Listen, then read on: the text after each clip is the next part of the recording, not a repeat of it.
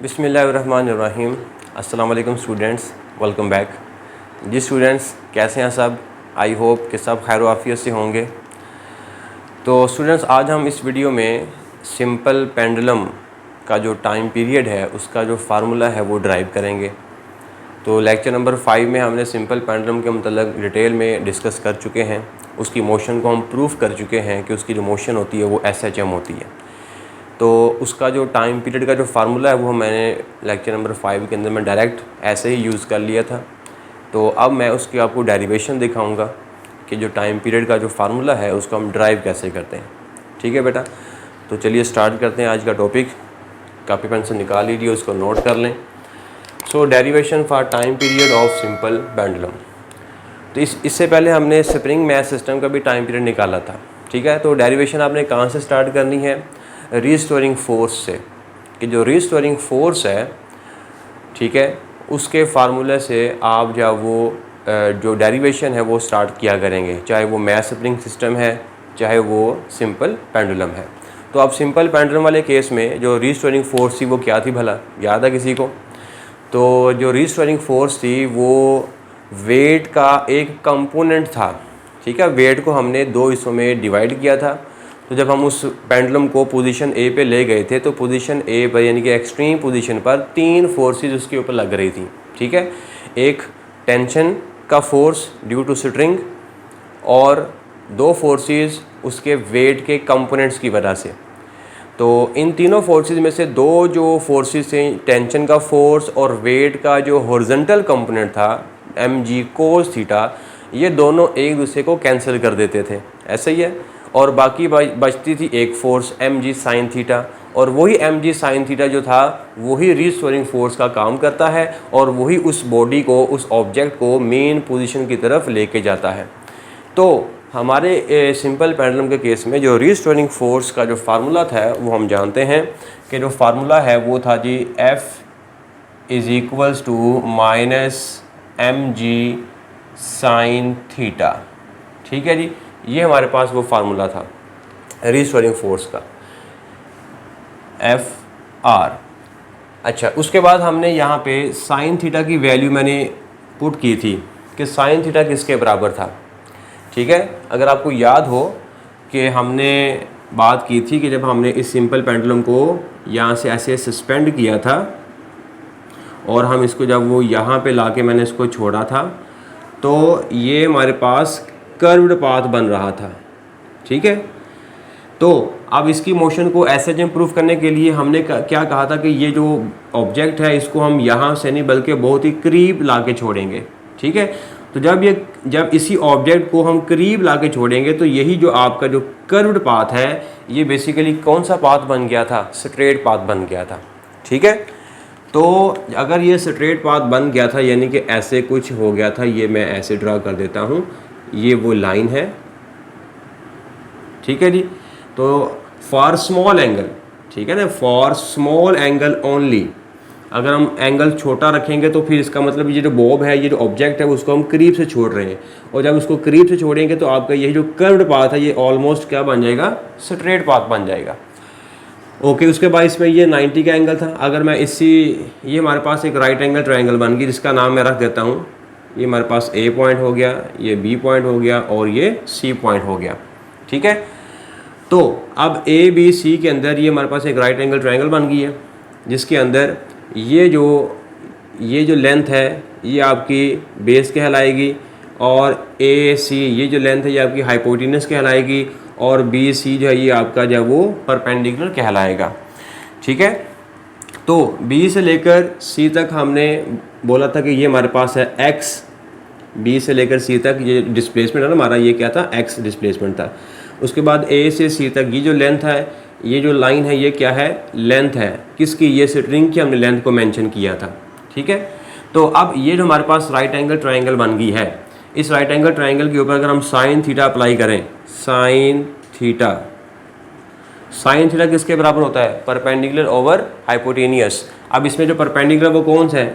BC इसमें perpendicular होगा, over इसमें जो AC है ये हमारे पास क्या है? हाइपोटेनियस है। ठीक है। और अब जो बी सी है, बी सी वो किसके बराबर है, एक्स के बराबर है, ओवर जो ए सी है वो ए सी किसके बराबर है, एल के बराबर है। तो sine theta is equals to x upon L, ठीक है जी। अब ये जो वैल्यू है साइन थीटा की वो हम यहाँ पे पुट करेंगे। So this equation will become F R is equals to minus M G. अब साइन थीटा की जगह पर मैं वो पुट करूँगा एक्स अपॉन एल, तो ये हमारे पास बेटा आ गया एक्स ओवर एल। यहाँ तक क्लियर हो गया? ओके। अब हम इसी इक्वेशन में गौर से देखें, F R we can write as minus अब इसमें M G X upon L. अब इसके अंदर जो कांस्टेंट चीज़ें हैं वो कौन कौन सी हैं, इसको ज़रा गौर से देखें। कांस्टेंट चीज़ें कौन कौन सी हैं? एक तो मैस है उसका, एक जी है और एक एल है, ठीक है, एम जी एल। मैं इसको यहाँ पे लिख देता हूँ, एम जी ओवर एल। ये सारी चीज़ें जब वो क्या हैं, कांस्टेंट हैं, इसको मैंने एक जगह पे इकट्ठा लिख दिया। और बाकी क्या रह गया, एक्स, क्योंकि ड्यूरिंग ऑसिलेशन ना तो उसका मैस चेंज होगा, ना उसकी लेंथ चेंज होगी सिंपल पेंडुलम की, और ना ही जी की वैल्यू चेंज होगी। तो ये सारा फैक्टर कैसा रहेगा, कांस्टेंट रहेगा। ओके हो गया यहाँ तक? अब इस एफ की जगह पर, क्योंकि एफ क्या है, फोर्स है, और जब ये फोर्स इस बॉडी के ऊपर यहाँ पे लगेगी तो क्या होगा, मतलब ये फोर्स रिस्टोरिंग फोर्स का काम कर रही है। तो रिस्टोरिंग फोर्स की वजह से ऑब्जेक्ट क्या करेगा, मेन पॉइंट की तरफ आएगा। तो इसी फोर्स की वजह से इस बॉडी में एक्सेलरेशन प्रोड्यूस होगा, और वो एक्सेलरेशन हम कैसे फाइंड कर सकते हैं, according to second law of motion, ठीक है। तो सेकंड लॉ ऑफ मोशन हमारे पास क्या होता है, F is equals to M A, ऐसे ही है। तो अब ये फोर्स की वैल्यू जब हम इस इक्वेशन में, इसको आप इक्वेशन कोई नाम दे दो, इसको आप इक्वेशन नंबर 1 का नाम दे दो, इसको आप 1 में पुट कर दें, यहाँ पर f की जगह पर इसको पुट कर दें, ये हमारे पास आ जाएगा बेटा M A is equals to minus M G upon L multiply by X. यहाँ तक होगा क्लियर? तो फोर्स की जगह पे मैंने उसकी वैल्यू पुट कर दी और राइट हैंड साइड मैंने एज इट इज़ लिख दी। जी बेटा, यहाँ तक होगा क्लियर? अभी तक मैंने कुछ भी नहीं किया, अभी मैंने सिर्फ रिस्टोरिंग फोर्स का लिखा है फार्मूला। इसमें साइन थीटा की वैल्यू मैंने वो आपको बता दी, मैंने कैसे निकाली है वो मैंने यहाँ पे पुट कर दी है। फिर उसके बाद मैंने जब वो जो कांस्टेंट चीज़ है उसको मैंने एक तरफ कर दिया है, ब्रैकेट में लिख दिया है, और फिर मैंने फोर्स की जगह पर एम ए लिख दिया है, क्योंकि एक्सेलरेशन भी प्रोड्यूस हो रहा है। इसमें अब जो मैस है ये कैंसिल हो जाएगा, मैस क्या हो जाएगा बेटा, कैंसिल हो जाएगा। और जो बाकी चीज़ें बच गई हैं वो हमारे पास क्या है, A is equals to minus G over L into X. हाँ जी बेटा, यहाँ तक हो गया क्लियर? अब इसमें जो g ओवर एल है ये कौन सा फैक्टर आ रहा है, ये कांस्टेंट था ना, m g over l, m g over l, g over l, math cancel हो गया। तो अब जो g और l है ये हमारे पास क्या है, कांस्टेंट है।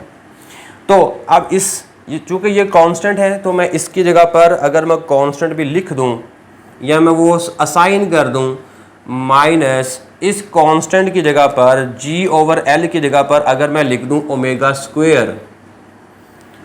स्क्वायर और साथ में मल्टीप्लाई कौन आ गया, x।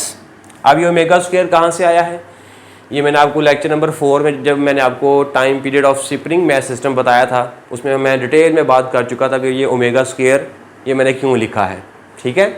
तो ये आप वहाँ पे लेक्चर नंबर 4 की वीडियो आप देख सकते हैं, उसमें मैंने टाइम पीरियड का फॉर्मूला जब वो ड्राइव किया था उसमें डिटेल के साथ जब वो इसको मैं मेंशन किया हुआ है कि ये ओमेगा स्क्वायर कैसे आया है। ओके, तो मैं इसको ऐसे ही यूज़ करूँगा, इसको मैं इक्वेशन नंबर 1 बोल देता हूँ, सॉरी नहीं 1 बोला हुआ है, इसको मैं 2 बोल देता हूँ, ठीक है। ये परेशानी होना ये ओमेगा कहाँ से आ गया है, जिन बच्चों ने वो वीडियो नहीं देखा है वो वीडियो देख लें, तो फिर आपको इंशाल्लाह ये डाउट ख़त्म हो जाएगा कि ये ओमेगा स्क्वायर मैंने क्यों लिखा है यहाँ पर। तो एक कांस्टेंट है, तो ये मैंने इसकी जगह पे लिखा है जी ओवर एल की जगह पे लिखा है ओमेगा स्क्वायर। ओके, अब हम इन दोनों इक्वेशंस को क्या कर देते हैं, कंपेयर कर देते हैं। इक्वेशन नंबर 2 और 3 को हम कर देते हैं कंपेयर। तो कंपेयर करने से मुराद के 2 और 3 की जो जो राइट हैंड साइड है इनको हम बराबर कर देंगे, क्योंकि जो उनकी जो लेफ्ट हैंड साइड है वो कैसी हैं, एक जैसी हैं, सेम है। तो अगर दो इक्वेशंस की एक साइड एक जैसी हो जाए तो हम जानते हैं उसकी जो दूसरी साइड होती है वो बराबर हो जाती है। So comparing 2 and 3 we get, तो इक्वेशन नंबर 2 की left hand side right hand side है G over L into X और इसकी है ओमेगा स्क्वायर इंटू एक्स। ठीक है, तो मैं पहले minus omega square X is equals to minus G upon L multiply by X. अब इसमें जो x है वो कैंसिल हो जाएगा और माइनस भी कैंसिल हो जाएगा और बाकी जो बचेगा हमारे पास वो है omega square is equals to ji over L. इसको मैं इक्वेशन नंबर 4 कर देता हूँ। हाँ जी, यहाँ तक होगा क्लियर। तो अब ओमेगा की वैल्यू हमने जब वो फाइंड की हुई है अगेन लेक्चर नंबर 4 में कि ओमेगा जो है ये एक सर्कुलर मोशन के लिए मैंने आपको बताया था वहाँ पर। ठीक है, और इसकी हमने एक स्पेसिफिक वैल्यू हमने फाइंड की हुई है, तो आप वैल्यू डायरेक्ट भी याद रख सकते हैं। ठीक है, मैंने उस वीडियो में आपको मैंने ड्राइव भी करके दिखाई है कि जो ओमेगा है इसकी वैल्यू कैसे आती है। अलबत्ता आप इसकी वैल्यू डायरेक्ट भी याद रख सकते हैं। ठीक है, तो इसकी जो वैल्यू है वो हमारे पास किसके बराबर होगी, तो ओमेगा की वैल्यू जो होती है हियर ओमेगा बराबर होता है 2 पाई ओवर टी। ये ओमेगा की वैल्यू हमने फाइंड की हुई है, पहले से फाइंड कर रखी है। तो अब ये ओमेगा की वैल्यू जब वो बेटा आप यहाँ पे पुट कर दें, ठीक है, फिर परेशान नहीं होना। ये ओमेगा क्या मैंने बला लिख दी है, डजेंट मैटर, ये आप उस लेक्चर को देखें तो इंशाल्लाह आपको ये सारे डाउट ख़त्म हो जाएंगे। परेशान नहीं होना, किसी भी लेक्चर में किसी भी पॉइंट में परेशान नहीं होना कि सर ये आपने क्या लिख दिया है। तो खैर ओमेगा की वैल्यू आप यहाँ पर पुट कर दें 2 पाई ओवर टी। तो चूँकि यहाँ पे ओमेगा का स्क्वायर है तो ये आ गया हमारे पास whole square is equals to ji over l. यहाँ पे जब इसका स्क्वायर ओपन कर दें तो ये बनेगा 4 pi square over T square in is equals to ji over L. अब मुझे यहाँ से t की वैल्यू निकालनी है तो t को कर दें एक तरफ, बाकी सब को कर दें एक तरफ। उससे पहले आप इन दोनों को जब ऐसे इनका रेसिप्रोकल ले लें, इनको पलट दें।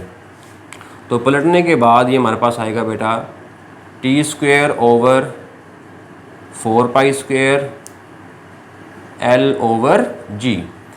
अब टी को एक तरफ कर दो और 4 पाई स्क्वायर को इधर ले आओ, तो ये इधर क्या हो जाएगा बेटा, मल्टीप्लाई हो जाएगा।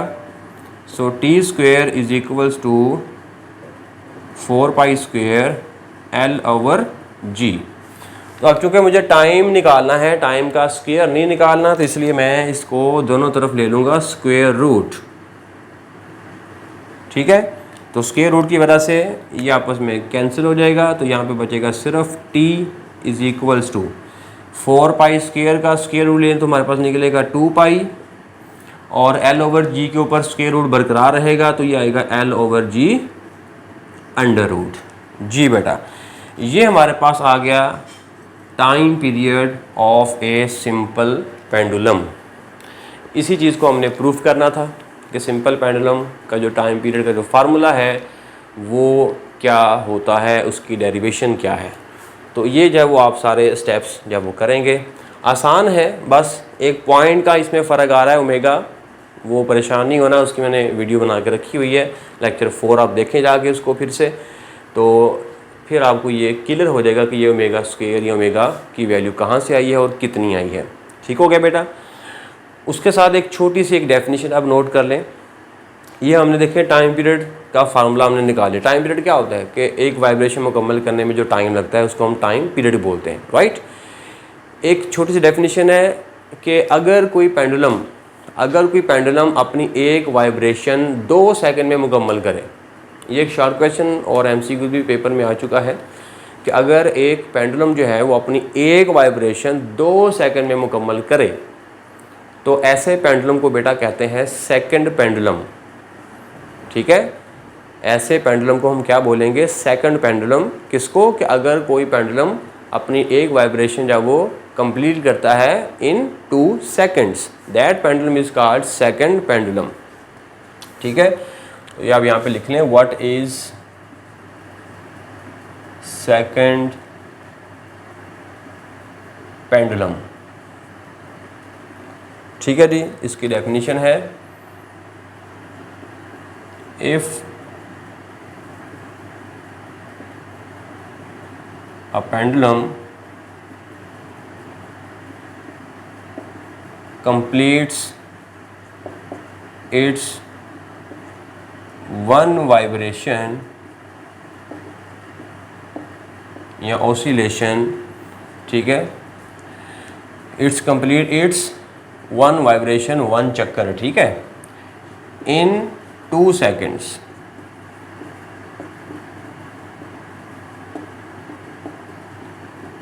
Then such pendulum is called second pendulum. अगर एक पेंडुलम अपनी एक वाइब्रेशन 2 सेकंड में मुकम्मल करता है तो उसको हम बोलते हैं सेकंड पेंडुलम।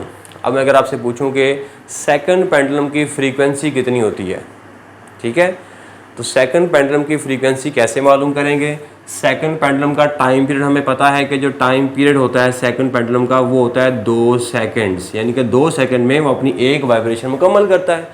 तो उसी टाइम को हम क्या बोलते हैं? टाइम पीरियड के। अगर कोई पेंडुलम अपना एक चक्कर जितने भी टाइम में मुकम्मल करेगा वही टाइम उसका क्या कहलाएगा? Time period. तो ये पेंडुलम क्या करता है? ये 2 सेकंड में अपना एक चक्कर मुकम्मल करता है, तो लिहाजा 2 सेकंड इसका क्या कहलाएगा? Time period. तो टाइम पीरियड जब वो 2 सेकंड है इसका, तो इसकी फ्रीक्वेंसी किसके बराबर होगी? तो हम जानते हैं कि frequency is equals to 1/t होता है। तो f is equals to 1/t, इसका है 2 सेकेंड्स। तो 1/2 हमारे पास कितना आ जाएगा बेटा? 0.5। और फ्रीक्वेंसी का यूनिट क्या होगा? हर्ट्ज, ठीक है जी। तो सेकंड पेंडुलम की जो फ्रीक्वेंसी होती है वो हमारे पास कितनी होती है? 0.5 हर्ट्ज। ठीक है जी बेटा, आज का टॉपिक इतना ही होगा आज। इसमें हमने सीखा कि डेरिवेशन जो है वो टाइम पीरियड की कैसे निकालेंगे सिंपल पेंडुलम की, और एक छोटी सी इन्फॉर्मेशन हमने हासिल की कि जो सेकंड पेंडुलम होता है वो क्या होता है और उसकी जो फ्रीक्वेंसी है बेटा वो क्या होती है। इसको नोट कर लें बेटा।